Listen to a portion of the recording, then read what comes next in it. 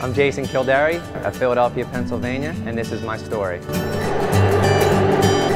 I'm the coach of the Drexel Triathlon team. I generally get together with the kids twice a week.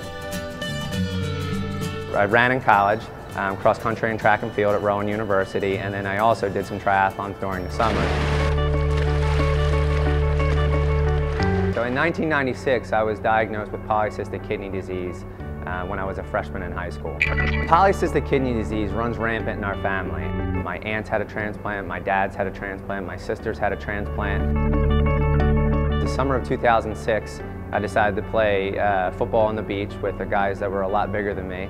And I remember after the game thinking, you know what, I probably ruptured some cysts. And then it was just a chain reaction the next 9 months. I had one kidney taken out, and then complications of that surgery. I was on dialysis, then I had to get another kidney taken out. I had a colostomy bag in. I'd never seen so many tubes and so many machines in one room. And that's when I thought, you know, I don't think I'll make it. I was almost dead. I almost died. The first thing that came to my mind is, am I going to be able to play sports? When I was first diagnosed with it, they said no sports, but my dad basically took me inside and said, this isn't going to change your life. You're going to continue doing what you love to do. And I did.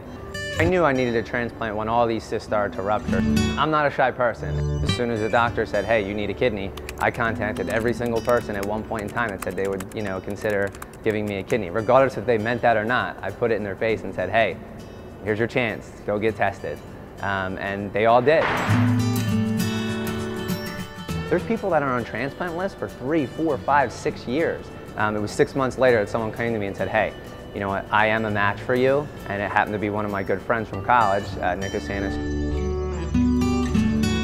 I had my kidney transplant on April 9th, 2009. As soon as I had that transplant, literally 24 hours, you know, after the transplant, I felt like a new person. Lactate threshold!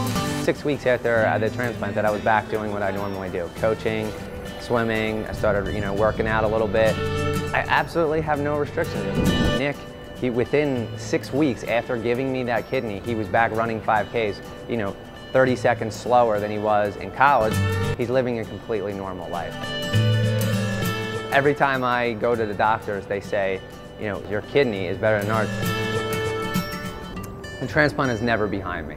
One of my favorite things to do is to speak to groups of people, whether they're transplant recipients, they're going to be possible donors, to doctors, to nurses, and tell them my story. I will always be that quote-unquote preacher of, hey, you know, we need more donors, but at the same time, we can really stop a lot of end-stage renal, you know, kidney disease with just simple quality of life changes. You know, look at the before and afters. Yeah, you know, the surgery's not the easiest thing in the world, and you might be in pain for a week or so, but after that, you know, you've just given someone life, like literally life. You know, they are a new person at this point, and that's a very rare thing to do.